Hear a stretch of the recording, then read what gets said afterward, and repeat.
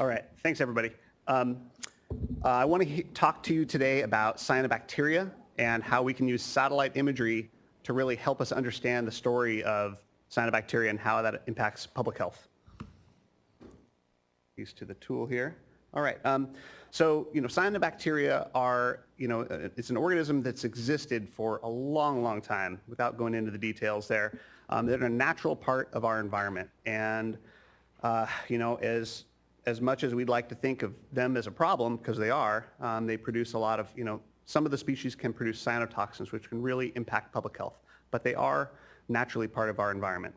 One of the problems when we try to think about cyanobacteria is, how do we address it? How do we, stop these public health issues from cyanobacteria blooms and the toxins? The problem is, every water body, every lake is different. In some lakes, it might be driven by high phosphorus concentrations. In other lakes, it might be nitrogen. There's many different drivers of blooms, and so we can't just apply a one-size-fits-all solution to these. So it's definitely something that's tricky. But what we do know is that of the generally considered bloom drivers, these are going to be affected even more by climate change as we have higher water temperatures and probably increased nutrient loading and changes to hydrology of our systems. And then we have landscape change and how we use our land on top of that. So there's factors that we need to consider moving forward that are probably going to make cyanobacteria blooms even more difficult to deal with. So with that said, while we've had some pretty bad blooms in the past, they may get worse sooner than later. So in cooperation with the Surface Water Ambient Monitoring Program at the State Board, SFEI has been working with NOAA and a few other partners to look at imagery and the data from two particular satellites that can both tell us whether cyanobacteria is present or not, and it'll also tell us what concentration it's present. And so I'll refer to MERIS and OLCI. MERIS is an older satellite that died in about 2012, and then OLCI is a new one that came online in 2017. So the project really was to evaluate the data from these two satellites, develop the databases and the structure to process this data, and build the data visualization tool to see it all and have it not just be some internal report, but to have it be something that's facing the public. So there is a web-based data visualization tool that we've built, and that's something that really provides a lot of interesting imagery, but it's a great way to look at the data as well. I'm seeing this little bit different format here. Within that, we also have an email notification system that's built in. So as we initially detect blooms from the satellite imagery, we can send out these notifications to regional water quality control board staff, who then work with the local water providers or the lake managers to be aware of it and begin the monitoring. So the satellite analysis tool that we have is under a new URL, but it's at fhab.sfei.org, and we have just now gotten it added to California's harmful algal bloom portal. So it's going to be linked there as well. So you see kind of a map of the state of California, and we're looking at over 250 lakes in and upstream of California. And what you do is basically just click on any one of those lakes, or in the upper, not much for a pointer here. You can search by water body as well, just by clicking on one of the buttons in the upper right. So when we look at the actual tool, once we select a lake, our eyes are generally drawn to that left-hand side where there's that beautiful map. And we use kind of a heat map approach. So warmer colors means higher concentrations, cooler means lower concentrations, and black is basically a background level, virtually a non-detect. So our eyes are kind of drawn to the side on the left there, but really the key piece to start with is kind of this multi-year time series data. And I've pointed out again, the MERIS is the older satellite data, OLCI is the new satellite data. That's where we always want to start when we want to navigate the tool. So in there, we display 90th percentile data, which has some more relevance to public health management, because if there's a certain area of the lake that has an intense bloom, well, that's important. It's not necessarily what the mean is, but where is it bad? So we display both mean and 90th percentile up top, and then in the on the far right-hand side, very difficult to see here, of course, on a projector. There's basically a movable window, so you can drag that across to wherever you want, and that will then change the data that you see within the spatial component on the map, and then kind of a smaller window to look at kind of what are the details within that window for the statistical data for the whole water body. So when you move it back and forth, you can see how everything changes off it. And there's also some animations built in to the legend on the map where you can just click it and it'll advance day by day and you can see a bloom progress. So it's a very visually powerful way to see where blooms are occurring, how fast they're growing when they move with the wind. There's just it's kind of fun to look around with it. Getting back to why we're even doing this, again, this satellite data is very valuable. While you guys were at lunch, Olchi flew overhead, and it collected data for California. And so NOAA will process that imagery tonight. SFEI will upload that data later after it's done, and then we do some additional processing. And then by 8:30 tomorrow morning, that data will be up on the tool. And then if there are any new blooms that have developed, those emails will go out automatically to let people know. Because what it's really, one of the key things it can do here is it's a screening tool. We don't want to, prescribe any sort of public health, notifications directly related to the satellite imagery. We really want to rely on people on the ground measuring it, seeing it, taking toxin analyses. So this has no regulatory, value, but it helps guide the folks who are monitoring to monitor more effectively. If you're gonna just go out to a spot that's black on the edge, that's probably an area where there's no cyanobacteria. So this helps guide them in space and time of where to sample. Looking at the, beyond just that near real-time value, there's a lot of information here where we can really see trends through space and time. And so there's just a tremendous data set here, again, for 250 lakes. We've got over 12 years of data to work with. So there's a lot of information that can really be helpful to understanding the blooms. Do they start at a certain time of the year? Do they last a certain length of time? We're not necessarily using this for forecasting, but we can definitely begin to see trends and understand things that we wouldn't, because often lakes don't have these regular monitoring programs to look at cyanobacteria or even nutrients for that matter. One of the things that the tool can do is you can look at water quality data that's in the California Environmental Data Exchange Network, or CEDN. So if there's HAB-related data in CEDN that's collected in one of these lakes, we can compare it. So something like chlorophyll, you can see in the bottom right, there is a kind of a slow trend in that faded gray.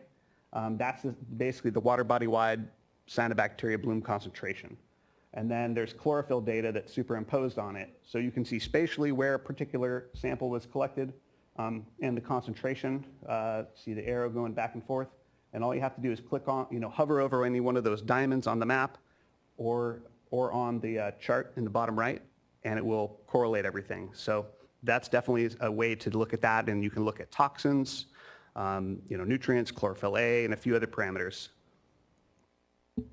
But it's not just the data and the use in this tool. It's how we can use that data also outside of the tool. So there's a few different methods to download data that you can then use in ArcGIS or any other program that you have where you have your own data. So just because the data is not in CEDN doesn't mean you can't work with it. So we're really encouraging you to download the data if you can and put it to use because there's a lot of other environmental problems we can better understand by having access to this. So it's not perfect. There are some issues that we've seen with the satellite data. Originally, when we were working with NOAA on this, we were seeing some false positives, and they were occurring in high-altitude lakes in the middle of winter. We'd see cyanobacteria blooms, things that were just like, no, that's not right. And so it got us looking even deeper into this to really try to understand what the problem was. And it turns out NOAA has been able to, use the information we've tried to put together. They've come back, they've done revisions to their algorithms that process the data. And so it's helped, it really has. But we're still seeing some errors that are occurring, or what we perceive as errors, based on kind of the common sense of where and when you'd expect to see cyanobacteria. And so it's a work in progress. The tricky part is their algorithms have to work for every lake across the country. It's not just a tweak for our particular lakes, say it, up in the Sierras. So it's got to be something that works for everywhere. So we've gone through this latest iteration of data correction and revision with them, and we're still seeing a few things. You can see on the left we have some higher values on the west and southern portions of Shaver Lake that are actually probably kind of, near the edge of the lake itself, and they may be anomalies because of snow or ice surrounding the lake. So these are things that the revisions cleaned it up some, but we don't know if the blooms that persist in the latest data are real or not. But for most of the lakes we're looking at, the revisions look great. We're seeing trends that we believe to be real, based on historic data and the seasonality of when blooms would normally occur. So here's a multi-year set for Clear Lake. There's just some very minor changes to some of the data that are occurring here, but we know these blooms are happening through the summer and early fall, and so and when we compare it to other data, it does seem to validate it. There's some other high altitude lakes that do get blooms. Big Bear Lake had some of that same kind of edge pixels with higher concentrations. Again, this was in March, so if anyone's ever skied at Big Bear Lake, there's occasionally snow up there around the edge. So it did remove some of those errant pixels, but there still are some present, so whether those are real or not, we have some more work to do, but it's more believable. So again, kind of 3 of those high elevation lakes we see, even in the revised data for the older Maris satellite, we do see some blooms persisting that we don't see in the newer satellite data. But again, this was a satellite that was 15 years older. Technology has advanced. We know we have more confidence in the newer satellite imagery, and we need to go back to the older data, try to find existing data sets where they're available, and we may scrub this older data set even further based on what we find. So getting back to that seasonality, here's Shaver Lake again, kind of a higher elevation lake up near 6,000 feet. And when we take the 10 years of historic satellite data and take an average for each calendar day, we can see the January through December time period. We have this satellite data that's saying blooms are occurring, starting in the, in that kind of December-ish time period, and then, fading off through April. So it just doesn't quite make sense. So we're working with that. So that's the original data, and then when we apply the revisions to it, it cleans it up a bit. But we're still not necessarily confident in this data set. So we'll be continuing to work on trying to figure out whether this is valid data or not, or whether NOAA can do some additional revisions in their algorithms to correct it. When we look and do the same application for the newer satellite data from 2017 on, we see virtually no cyanobacteria. So this tends to hint that we've got more work to do to try to solve this high elevation issue. So with that said, if you are going to work with our data, we want you to please exercise some caution, especially with the older data sets. But what we've been able to accomplish with this last data set is NOAA has rescaled the data, and effectively they're able to have more confidence in the data collected at the higher range of the concentration. So before we would hit this pink magenta color, which is the max. It's about 3 million cells per milliliter. So still relatively concentrated, But when half the lake is at max, you can't really quantify that very well. The new rescaled data is up to 6 million cells per milliliter, so doubled. And now we can see there's not a single pixel that's at max concentration, so we can really quantify things a lot better this way. So with that said, field verification is definitely important here. We can guess at when the satellites are detecting cyanobacteria for real or not. I think that's something that is pretty easily, I think most of us in the room would know when we are supposed to see a bloom or not. But it's still tricky because the satellite's using a metric that is not really used in field measures, and we have the issue of scale. So every pixel that you would see on a map is bigger than the Oakland Coliseum. And so, try and take the average concentration of that cyanobacteria across that entire 300 meter by 300 meter pixel. And then we go out in the field and out in the middle of the lake in our boat and collect a couple small bottles. That scale is very different. And so, we need to make sure that we're, confident in those methods. So the state board was able to go out to 2 lakes in 2018 and collect some data. And they're still getting worked up, but we're hoping that we're at least getting the methods down correctly to get the answers. So there's some new equipment that the state purchased this year, and so I'm hopeful that Keith and his crew can help find out the answers of whether this data is accurate or not. Both when the bloom is real and when we think it's not real. So, just to reiterate, with the tool now posted on California's harmful algal bloom portal, we're excited we've at least reached that step. We want to, again, say that data is provisional and please use it with caution. But we are definitely excited to have it be more public facing now. So that's all. Just want to say thanks to all our partners.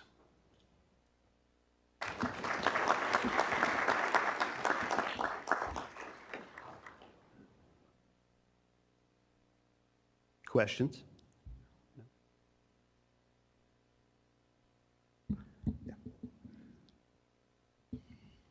Aside from tweaking the algorithms you're using to process the satellite images, is there other environmental metadata that you have access to for the historical data that would enable you to correct for some of those anomalies that you're seeing?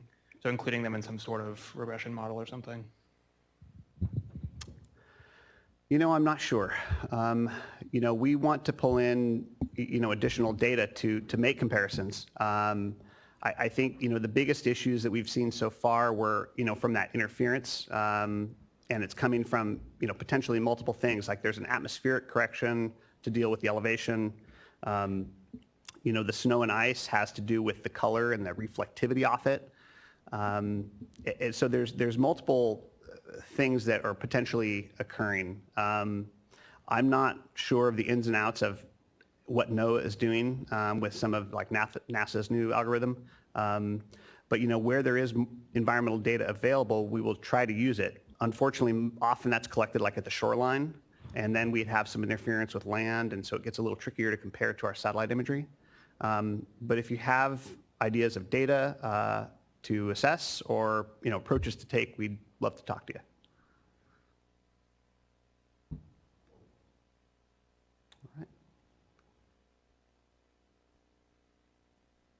So you said that there's a lot of different reasons why the cyanobacterial blooms would be happening and why the satellites would be picking up on it.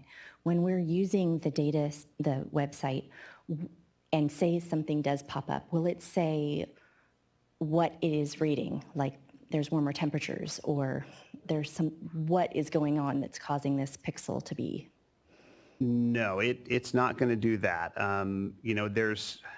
It depends on the lake. I think at that point, if there is a concern that a particular lake is showing something that you either weren't aware of or weren't expecting, definitely talk to, any local agencies or entities about it. We definitely want to, as we move forward, that's really the best way to make comparisons, because you have to be out there in the middle of the water collecting that data to really best be able to compare it to the satellite imagery. For the field verification, we're trying to go out within a plus or minus 2-hour window of when the satellite flies over, because blooms can move around in space and time. Unfortunately, this doesn't capture, temperature data within the tool itself, or continuous data to help show what might be one of those drivers. And so it's a matter of really pairing it with other data sets. If you have good temperature data or good nutrient data, get that into CEDN so we can make those comparisons, because there is that ability to compare it to some water quality data that's available, but there's just not much. It's a matter of getting that data into that public database is really an important plug. All right. All right, well, thank you.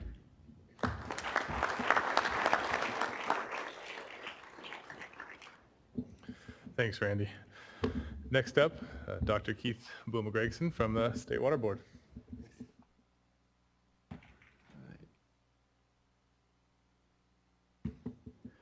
Great, thanks, Nick. And hi, everybody. My name is Keith, and I help co-lead the Freshwater Harmful Algal Bloom program here for the State Water Boards in Sacramento. And it's always thrilling to talk about things that could kill you.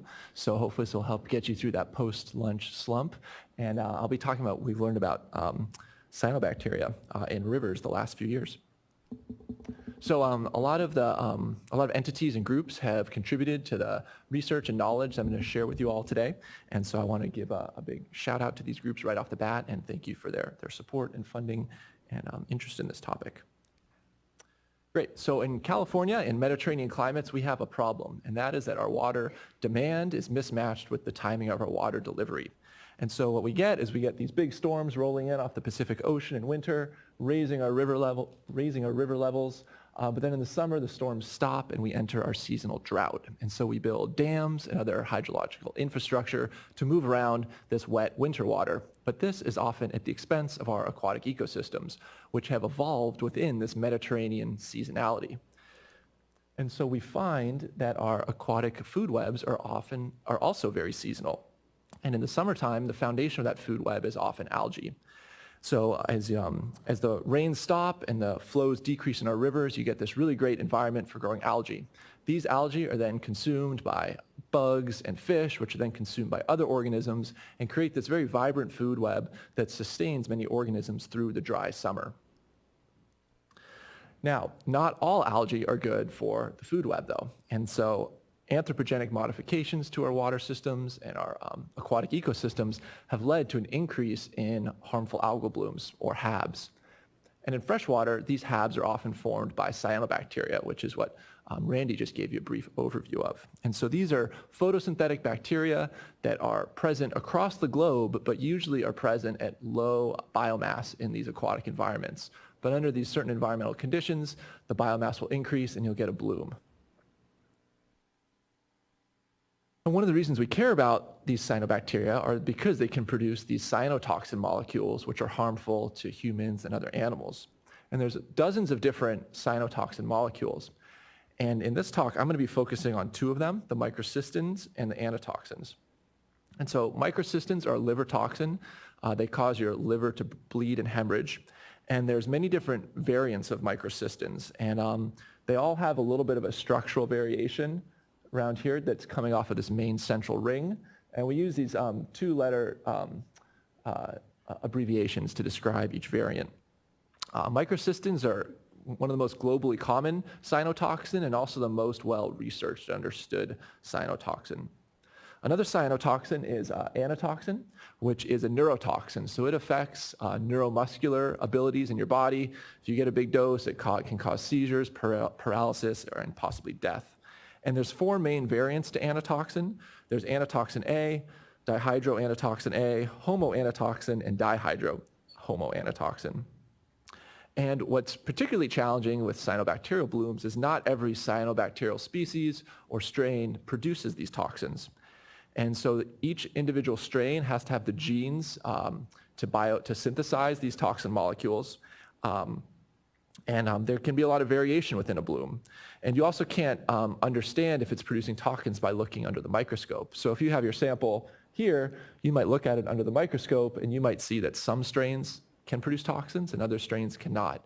And it's only through chemical testing of your sample that you can determine the toxin concentration. And so, the mystery. I titled this talk Mystery to Management. So here's the mystery. So in the early 2000s, there were several dogs dying of cyanotoxin poisonings in the Eel River, which is up here in Northern California. Here's San Francisco, and here's the Coast Range Mountains. Now, those other images I showed you of blooms a few slides back, those were all in lakes.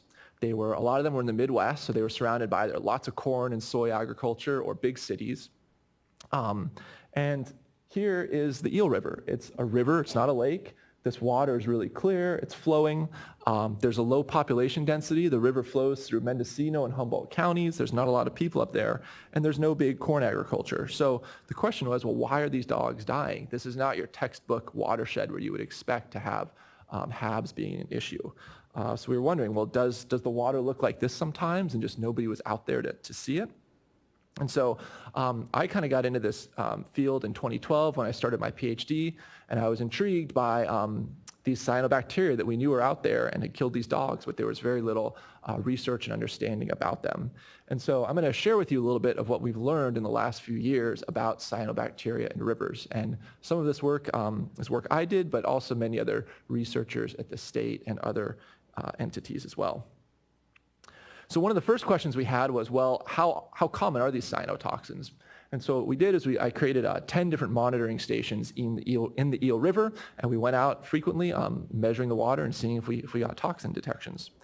And so these are the results from that. And so each one of these maps is of the Eel River in a different month, and each of the dots is one of the monitoring locations, and the width of the dot is the amount of toxins we detected in that month, and if the dot's red, we got no toxins.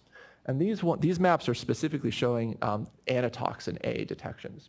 So you can see most of the dots are black and some of them are pretty wide. And so it was pretty clear that this was quite a widespread phenomenon. This anatoxin was not ephemeral, it was not fleeting, it was there pretty consistently. And we repeated this in the years 2013, 2014, and 2015. And these are just the 2014 data, but the pattern was pretty much true all those different summers. The other thing we found is that when we measured microcystins, we got much fewer microcystin detections, and they were about 1 to 2 orders of magnitude less than the anatoxins. So from this, we were excited because it corroborated some of the little bit of data that was present relating to some of the dog deaths, which had attributed the dog deaths to anatoxin poisonings. And so we gave, so sort of moving forward, we started to consider anatoxin A the more important public health concern in the river.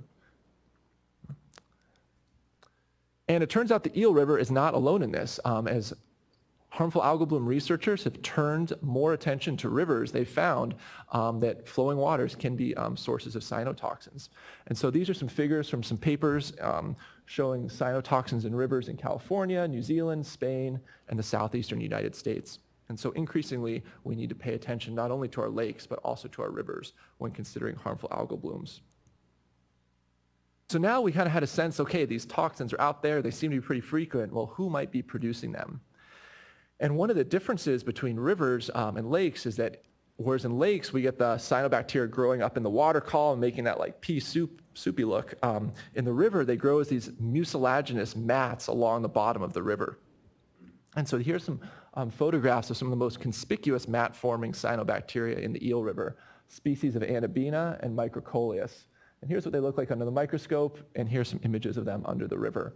And as you can see, like in this section here, these proliferations of the cyanobacteria can be really the dominant substrate within the river, so they can be quite expansive.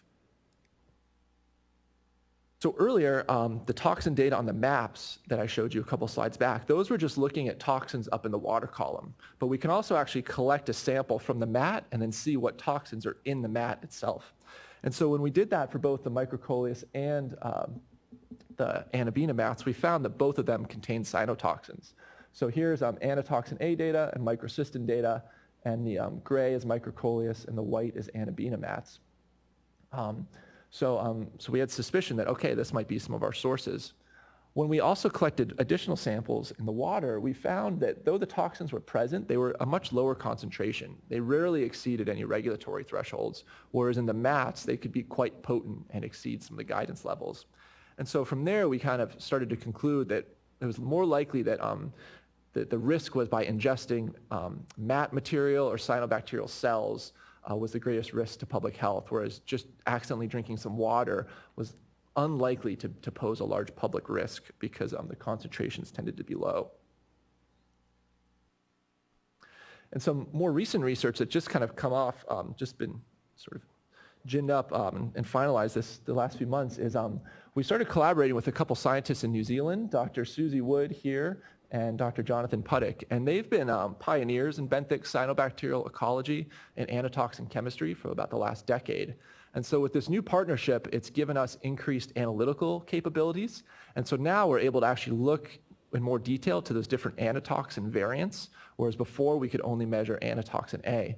And so as we've done that with samples, we're finding that in most of our samples, we have both anatoxin as well as dihydroanatoxin. And so this figure here, each bar is a sample, and the color represents the anatoxin variant. And you can see that most samples are primarily composed of the yellow anatoxin or the purple dihydroanatoxin.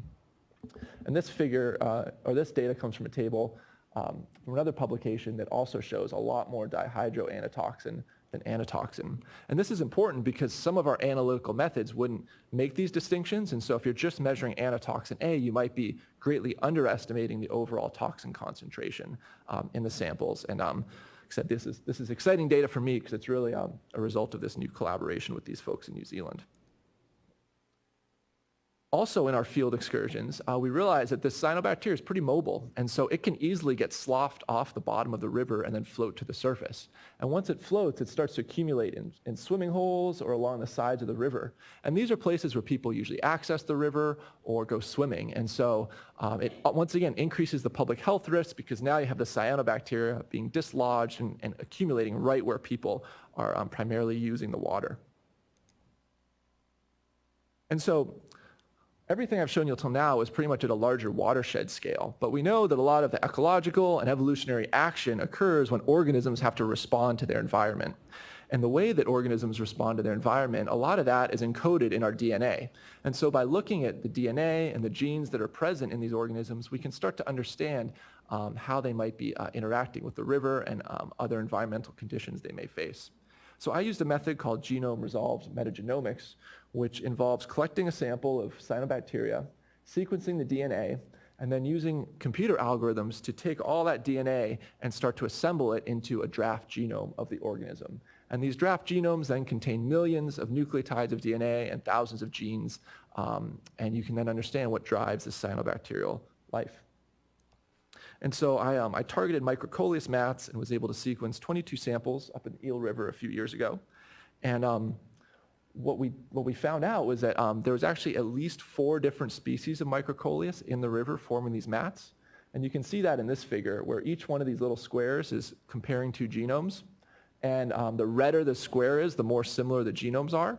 And when you cluster them together, you see these 4 different species come out where all the genomes in each of these larger boxes are very similar to one another, but different than everything else.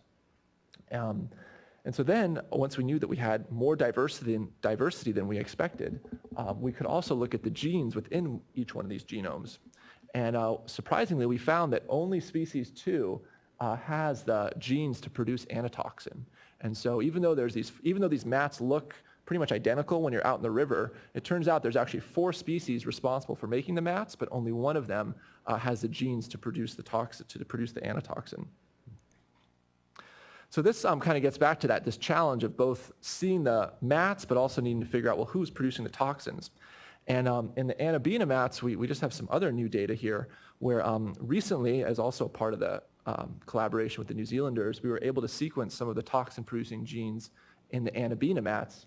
And when we look at, down here shows the sequences, and these bottom 2 rows are the genes from the Anabena mats and also the Microcoleus genome.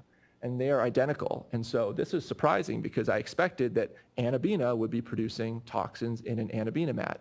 But instead, it appears that it might be Microcoleus that's just at a much lower biomass and living within this Anabena mat that might actually be the toxin producer. And so this creates an additional challenge to us because it means that these cryptic species that we may not be able to see out in the environment, they might be the ones actually causing the public health threats. which could also help explain why sometimes we detect toxins in places where we don't really see conspicuous mats and we don't really see big proliferations of toxin producers. Okay, so that was a bit of a whirlwind of what has been going on in the world of benthic cyanobacteria over the last 5 to 6 years. And we have really unpacked a lot of the mystery and questions that we used to have. We know now that wadable streams can be an important source of cyanotoxins. We know that these cyanobacteria are growing as benthic mats. We see that anatoxins are more common in some watersheds, and so it's increasingly important to know which toxins are present in your particular water body of interest to make sure that you're applying the right analytical measurements and capabilities to that water body. And then we've also learned important things about how the dominant differences in the implications of the dominant biomass versus subdominant species, what the implications for public health might be.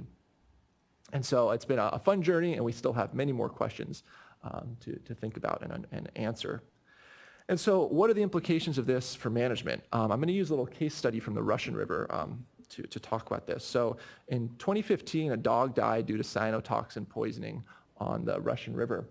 And this was right before Labor Day weekend, and it caused the public health department in the county to shut down the entire Russian River to recreation over Labor Day weekend, which was a major negative impact to businesses on the river who lost a lot of tourism revenue.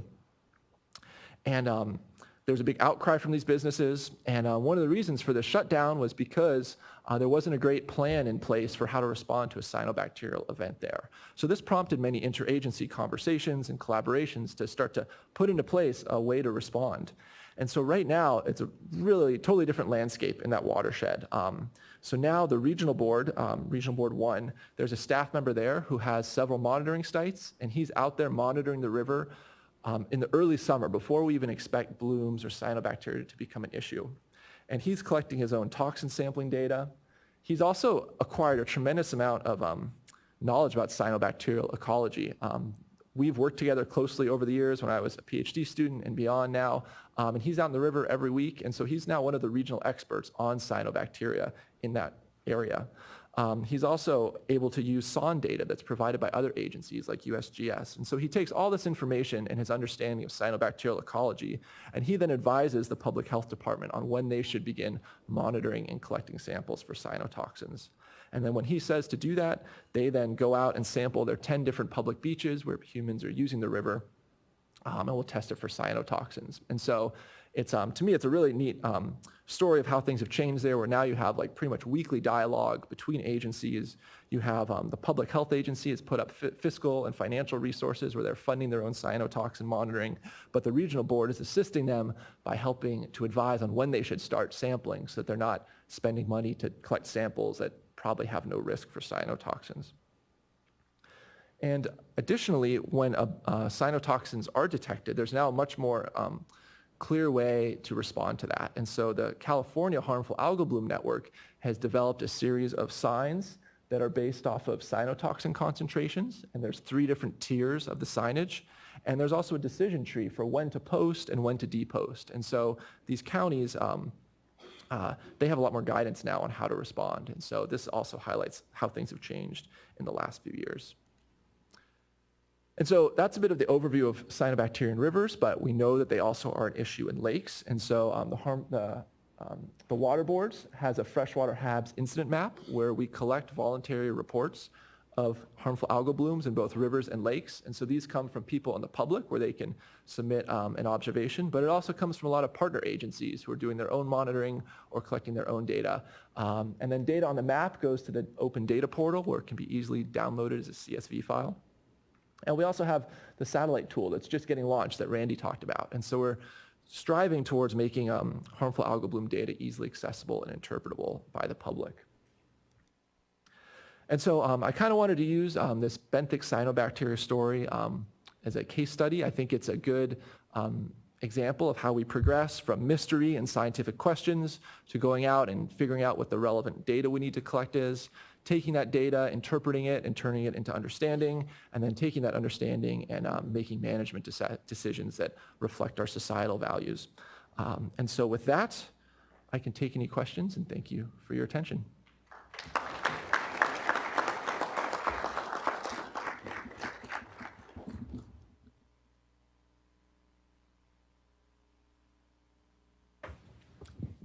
Hey, Keith. I was wondering how the hydrology, say, within year and between or among years hydrology, and then also the seasonal changes in colonization and then succession of macroinvertebrate would affect this mat formation and then also sloughing off as well. Yep, that's a great question. Very ecologically minded. I love it. Yeah, so hydrology definitely matters. This is mainly a summertime phenomenon in the rivers, and I think the late season rains have a big effect. So we got those big rainstorms this last May, and talking with my friends in the field, like everything is really delayed. And this was also the case last year. We had a big April rain, and so those late rains can really have a big effect on the timing. The Anabina prefers slower flowing environments, but the Microcoleus tends to grow in riffles and faster flowing environments. But it needs that clear water and those stable flows to really establish. And so there's variation. So that's a lot like the between year variation is what's happening in the spring will affect the timing of growth. Within the year, once we get those last storms, it's then really, just waiting for the recession to go. And you usually see the Anabina blooming later because it needs those slower flows. As far as the macroinvertebrates go, we don't know too much on how grazing affects these organisms. We know that a lot of organisms inhabit the mats, but we think they mainly use it as refuge, not so much to consume the mat. And so, that's a big data gap right now. And I'm kind of working with some other folks on designing some experiments to try and plug those holes. Mm-hmm.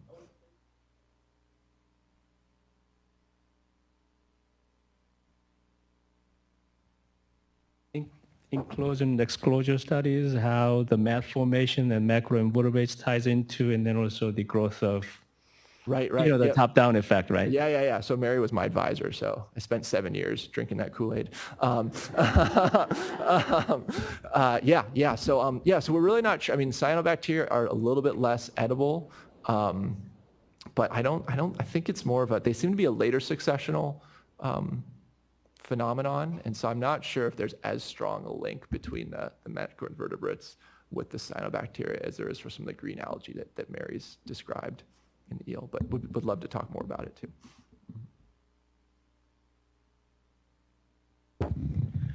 As someone that grew up on a river and just threw that green slime around all the time, with dog deaths, what human hazards are you finding with that? Yeah, so dogs tend to be more susceptible because they're more likely to ingest the actual mat material. So if they're in the river, they might get on their fur, then lick it off their fur. Usually adults were less likely to eat a bunch of gross slime. So it'd be more like accidental ingestion. So we think of the highest threats to be kids who also might not be able to control the intake of material into their mouths, and then dogs. But there are also some of the toxins can affect your skin. So we do get reports of people coming back with like rashes. There can still be some effects, other effects as well. But within the rivers and the mats, it's mainly the ingestion of it. So, does that help?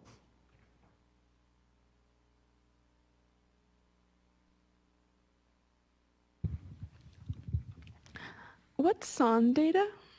Oh, so those would be like instruments that you can put in the river and leave it and walk away from, and they'll just keep collecting data. And you either go back and download it, or it might have a report back through like a wireless sensor. So it's usually like dissolved oxygen, pH, temperature, and you're getting continuous data. So it might be measuring it like every 15 minutes. I was wondering what your sense is. Is it becoming more common in rivers, the harmful algal blooms, or is we just getting a better appreciation for it? I think a lot of it is a better appreciation for it. That the map from California was done, was led by Betty Fetcher, who is here back in the back. Shout out to Betty. That was a really cool study. So they were finding it up high in like Sierra streams and things we wouldn't think to be impacted. And we know kind of with knowing these cyanobacteria are globally distributed, it's not too surprising that they might be in some locations at like low biomass and we can still detect the toxins. But I do think it's likely that some of the hydrologic factors we've observed, so maybe like drought might exacerbate some of these growths in certain environments, and that also some of it, potentially nutrient loading, might also have impacts too. So I think there's a little bit of both at play.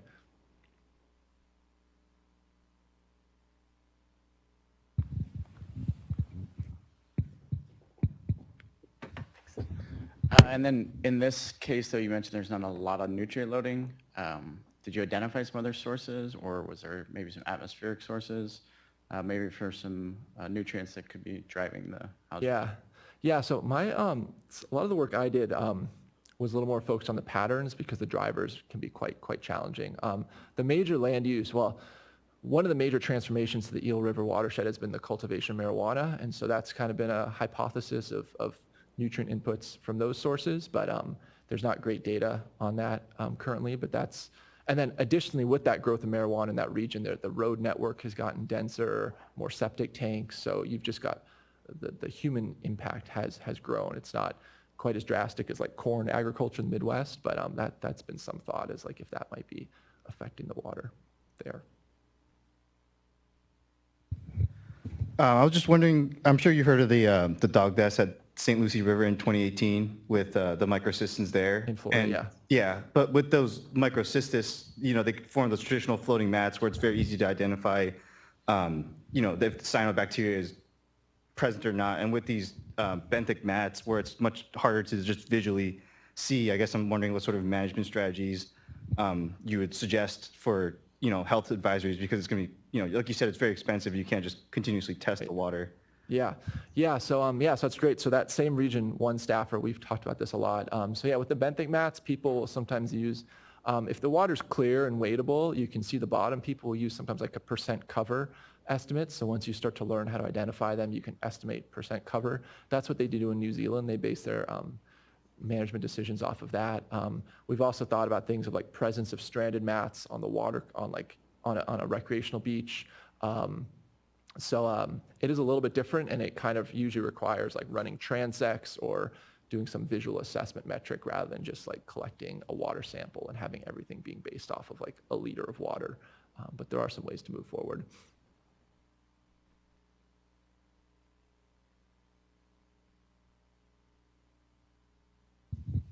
So you mentioned that in the Midwest, there's like a lot of nutrient enrichment from agriculture, like from cornfields, but you didn't mention the agriculture in California and kind of like tomatoes and strawberries, and does that affect these rivers or lakes?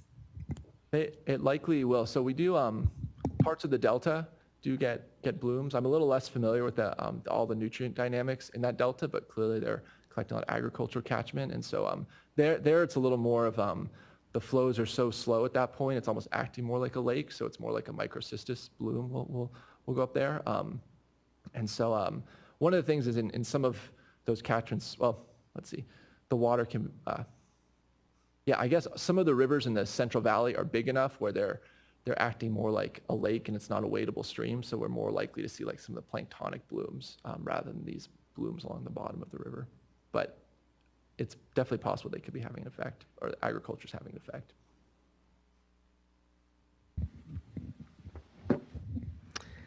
So I have two questions for you. Sure. One is, some policymakers have suggested that this is not that important a problem for California, given all of California's water problems. Right. So on a scale of 1 to 10, with 10 being most serious, where would you put this harmful algal bloom problem? And then my second question is more positive, which is,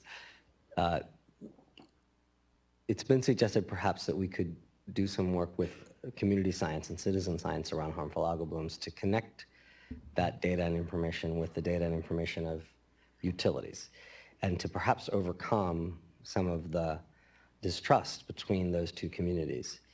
Is that a good idea? Do you think that's realistic? Could community science folks and utilities cooperate around a harmful algal bloom question? So is it important for the state, and could utilities and community science groups cooperate? Okay, great.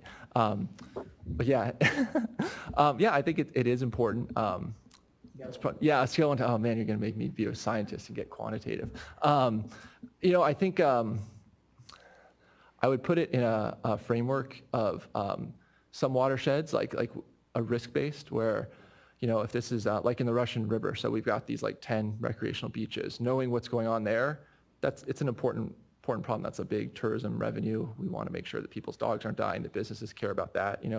for that watershed, that and E. coli in the summer, that's probably like an 8 to 10 issue.